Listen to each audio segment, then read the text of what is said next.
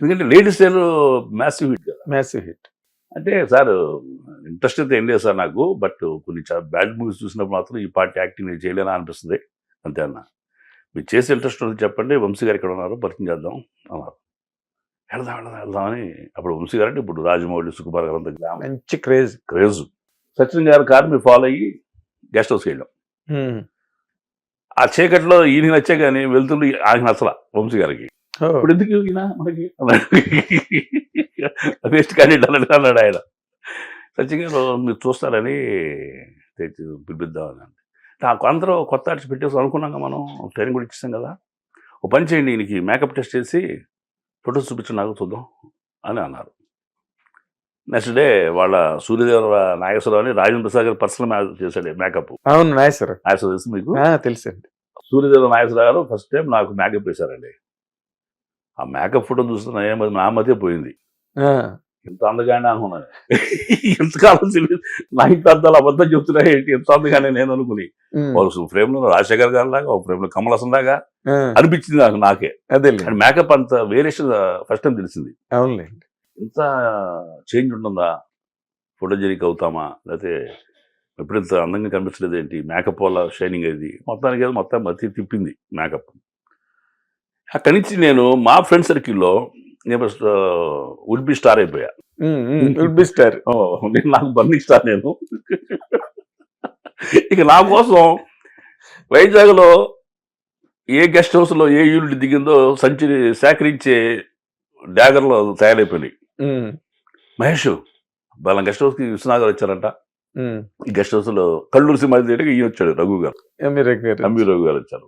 ఆ Dronamraju Srinivas guest house ఉంది కదా, అవును, ఆ గెస్ట్ హౌస్ అని చెప్పి అంటే మళ్ళీ చలో మళ్ళీ నలుగురు బయలుదేరాం. వెళితే రఘు గారు వచ్చారు, డైరెక్టర్ కలవడానికి వచ్చామని లోపల పిలిస్తే వచ్చాడు ఆయన, పిలిపించారు. గెస్ట్ హౌస్ వాళ్ళు వచ్చాడు ఆయన. సార్ నా పేరు మహేష్ అండి, ఇట్లాగా విమర్శించిన గారు. ఎందుకంటే రఘు గారు కాన్ఫిడెన్స్ గా నేను ఇంత కారణం వంశీ గారు అసోసియేట్ కదా కెమెరా, ఆ కాన్ఫిడెన్స్ తోటి ఆయన పేరు చెప్పగా ఈయన అయ్యో దొరికైనా హీరోలు ఎత్తుకుంటాడని నా ఏదో ఆలోచన. వెళ్ళి నేను గర్వంగా ఈయన కార్డు వాడా, వేము సత్యనారాయణ గారు నన్ను అడిగాడు సార్, వంశీ గారు కూడా పరిచయం చేశారు. అంటే బాగుంది మీ పర్సనాలిటీ, హైట్, వాయిస్ అంతా బాగుంది, నేను కూడా అందరూ కొత్త వంటలు చేస్తున్నాం, 20 days నుంచి ఇక్కడ వర్క్షాప్ పెట్టాము, మీరు అప్పుడు వచ్చినట్లేదు కదా అన్నాడు. రాలేదు సార్, ఇప్పుడు తెలుసు నాకన్నా. ఈ సినిమాలో మీకు ఏం అవకాశం ఉండదు సార్, మీరు ట్రై చేయండి, అన్ని బాగుంది, లక్షణాలు ఉన్నాయి మీ దగ్గర, జంజాల గారు వంశీ గారు వస్తుంటారు కదా, వాళ్ళు ఇచ్చడానికి మీకు అవకాశం ఇస్తారు, మీకు స్టేజ్ ఎక్స్పీరియన్స్ ఉందా అని ఒక ప్రశ్న ఇస్తాడు ఆయన. దెబ్బకి చంపపెట్టులో అనిపించి నాకు అది. లేదు సార్ అన్న, అన్నీ ఉన్నాయి కదా, అది కూడా ట్రై చేయపారా, కొంచెం అనుభవం వస్తే మీకు మంచిదే కదా, ఫెయిల్ కాకుండా ఉంటారు అక్కడ అని ఒక సలహా ఇచ్చి వెళ్ళిపోయారు. అప్పుడు నాకు కనువిప్పు కలిగింది. మనం ఏదో అందసందాలో పర్సనాలిటీ అనుకుంటున్నావు కానీ అసలు మన దగ్గర క్వాలిటీ ఉందా లేదా, రేపు కెమెరా ముందు నిలబెట్టి డైరెక్ట్ చెప్పగలమా లేదా, అప్పుడు డౌట్ స్టార్ట్ అయింది. అసలు ముందు మనం ఎక్కడన్నా ట్రైనింగ్ పొందాలి, నేను సమర్థుడని నా నమ్మకం కలగాలి అని దాంతో ఆలోచిస్తున్న వేళ అంతగానే నమ్మకం వచ్చింది. అంతగానే నమ్మకం మేకప్ అది మేకప్ ఇచ్చింది. ఇప్పుడు చెప్పగల లేదు, మోగొండా మహానటు ఉండాలేదు, ఇలా తెలియాల్సిన పరిస్థితి వచ్చింది. అప్పుడు ఈ స్వర్ణ కమలం సినిమా తీయడానికి విశ్వనాథ్ గారు వైజాగ్ వచ్చారు. మళ్ళీ ఇక మన వేట కొనసాగుతుంది. మనం ఐటీ దాడులు లాగా, బర్నింగ్ స్టార్ కదా, బర్నింగ్ స్టార్ ఐటీ దాడులు లాగా ప్రతి గెస్ట్ హౌస్ లో దాడి చేసేవాడి సినిమా వాళ్ళ మీదకి. అట్లా ఒక రోజు లాన్ లో ఈయన కేఎస్టీ సాయి గారు అని బాపట్ల పెద్ద డైరెక్టర్, ఆయన అవును, స్టేజ్ డైరెక్టర్ సాయి గారు, పిఎల్ నారాయణ గారు అసోసియేట్, ఆయన జగన్నాథ రచక్ర బ్రహ్మాండంగా ఆడేవాడట. ఆయన నన్ను నా గెటప్ చూసి మెడ్రాస్ ఆర్టిస్ట్ అనుకున్నారు. మెడ్రాస్ నుంచి పట్టుకొచ్చిన ఒక కుర్ర ఆర్టిస్ట్ అనుకున్నారు. ఏమండి మీరు ఆర్టిస్టా కాదన్న దానికి అని చెప్పి, అవును సార్ అన్న. మెడ్రాస్ నుంచి వచ్చారా అన్నాడు. మీ అమ్మాయి మెడ్రాస్ లోకల్ అన్న, దీంట్లో ఏ వేషాలు అడిగాడు ఆయన. వేషం నేను చేయలేదు సార్, చేయాలి ప్రయత్నం చేస్తున్నా, డైరెక్టర్ కావడం వచ్చాను. మీరు సార్ అన్న, నా పేరు కేఎస్టీ సాయి, ఇట్లా చెప్పొచ్చారు ఆయన, వేషం చేస్తున్నా చిన్నది అని. ఇక నా గుచ్చి నేను లేపు నా పక్కన చేయలే. సార్ ఇక్కడ నన్ను ఇట్లా అడిగారు, ఈ చరిత్ర చెప్పా, వేము సత్యనారాయణ ఎపిసోడ్ చెప్పి, ఇప్పుడు నేను నటుడు అవునా కాదు తెలుసుకోవాల్సిన పరిస్థితి వచ్చింది సార్, ఇక్కడేమన్నా ఒక 6 నెలలు ట్రైనింగ్ ఇచ్చేవాడు ఉన్నారా అంటే, నీకు ఇద్దరు ఉన్నారా అయ్యా, కృష్ణ చైతన్య, మిశ్రో. కృష్ణ చైతన్య అయితే నువ్వు అమ్మే ముందు తన తాగుతాడు. మిశ్రో అయితే ఈ పాట నిలుపుతాడు. అంటే మిశ్రో గారు ఎవరు సార్ అన్న. మీ మరో చేతుల్లో ఉన్నాడు కదా ఆయనే మిశ్రో అన్నాడు. సార్ ఆయన ఎక్కడా సార్ అన్న. ఇవన్నీ ఆయనే చెప్పాడు. మొత్తం పోర్ట్ ట్రస్ట్ ఎంప్లాయీ, నువ్వు పోర్ట్ ట్రస్ట్కి వెళ్ళి మిశ్రో అంటే చెప్తారు ఎక్కలు అన్నాడు. మొత్తం బయోడేట్ అంతా చెప్పేసాడు. చెప్పేశాడండి.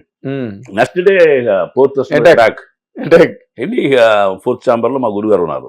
వెళ్ళి మిశ్రో గారు అంటే ఇప్పుడు ఉన్నాడే బయటికి వెళ్ళాడు అన్నారు. ఎదురు చూస్తుండే టింగ్ టింగ్ వస్తున్నాడు ఈయన.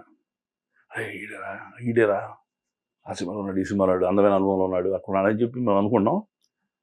సార్ నమస్తే, నా పేరు మహేష్ అని ఆయన పరిచయం తీసుకుని మొత్తం మళ్ళీ చెప్పేశారు. అదే టైంలో ఆయన భలే పెళ్ళైన ఒక నాటకం టేకప్ చేస్తున్నారు. ఒక జమీందారు వేషానికి ఆర్టిస్ట్ దొరకట్లే ఆయనకి. నా అదృష్టం అది, దొరకలా. ఎతుకుతున్నాడు. ఎవరు అందరూ వైజాగ్ అంటే కళాకారుల నిలయం అది. ఫుల్గా కదా, ఫుల్ అందరూ బిజీగా ఉంటారండి నాటకాలతో. అవును, 5-6 టీంలు వస్తాయి. ఆ టైంలో నేను వెళ్ళి అడగడంతో ఆయన ఈ పర్సనాలిటీ బాగుంది, ఈ ఉపయోగపడతాడని ఆలోచన వచ్చేసాడు. ఆయన వచ్చేసి అయ్యా మీరు సాయంత్రం రైల్వే దీని దగ్గర గూడ్స్ వ్యాగన్ దగ్గర మీరు వచ్చి రండి కలుద్దాం అన్నారు. నేను వెళ్ళా. అప్పటికి ఒక ఆయన నిలబడినాడు పెద్ద మనిషి. మిశ్రో గారు సువేగంగా వచ్చాడు. ఆ పెద్ద మనిషి పరిచాడు, ఈయన మహేష్ అని ఆ కేఎస్టీ సాయి పంపించాడండి నా దగ్గరికి. ఈ కుర్రాడికి యాక్టింగ్ ఇష్టం అతనికి. ఎవరు ప్రొడ్యూసర్ అడిగాడంట, అది ఇదని చెప్పి చెప్తా ఉన్నాడు. దీంట్లో ఏ వేషం అండి అని ఆయన అన్నారు. అంటే చూద్దాం గరుడాచలం నాయుడు వేషం చూద్దాము అంటే మనం పరిస్థితికి వెళ్తాం కదా సార్ అన్నాడు ఆయన. చూద్దామండి శివుంటి తీసుకుందాం లేదా పంపించేద్దాం అన్నాడు. అని ఈయన ప్రసాద్ అని మా ఆర్టిస్ట్ అని చెప్పి వైజాగ్ ప్రసాద్ గారిని పరిచయం చేశాడు. ఓకే, ఆయన స్టిప్పాడు ఎంప్లాయ్ అప్పుడు.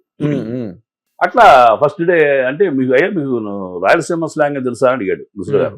ఫస్ట్ డే మాటలు అయ్యి నాకు రాయలసీమ స్లాంగ్ ఇదేని తెలియదు కానివ్వండి సార్. రాయలసీమ నుంచి ఇక్కడ వచ్చి బార్ పెట్టిన ఇప్పుడు బ్లాక్ డాగ్ బార్ రెస్టారెంట్ ఉండేది జగదాంబ కాంపౌండ్లో. ఓకే, చిత్రాలయ పక్కనే. చిత్రాలయ పక్కన. ఓకే, బ్లాక్ అండ్ వైట్ ఇది ఉండేది. Black dog. Okay, black dog bar and restaurant ఉండేది. వేణుగోపాల్ రెడ్డి అని ఈజ్ ఫ్రమ్ నెల్లూరు అండి. ఓకే, అట్లా రెస్టారెంట్ ఓనరు వేణుగోపాల్ రెడ్డి గారు అని ఉన్నారు సార్. ఆయన మాట్లాడేది ఇమిటేట్ చేస్తా మీకు అన్న చెప్పడం అన్నాడు. ఏందా మహేష్ ఆర్డర్ పట్టుకుపోయినావో ఏసీ విస్కీ సప్లై చేయలేదండి, ఫుల్స్ లేవయ్యా, ఫుల్స్ పంపించు అంటే ఆయన 2-3 చెప్పేశా. విషయం ఉందండి అని చెప్పి ఆయన లడ్డూలా దొరికాడని ఆనందపడ్డాడు ఆయన. అట్లా తొలిసారిగా మిశ్రో గారి టీంలో భలే పెళ్లి నాటకంలో విజయవాడ తుమ్మలపల్లి కళాక్షేత్రంలో 86లోనూ ఎప్పుడో రంగప్రవేశం చేశా. దాంట్లో ముసలి జగ్గయ్య మన గుమ్మడి గారి లాగా జమీందారు వేషం. ఈయన కుర్రపాత్ర వైజాగ్ ప్రసాద్ గారు.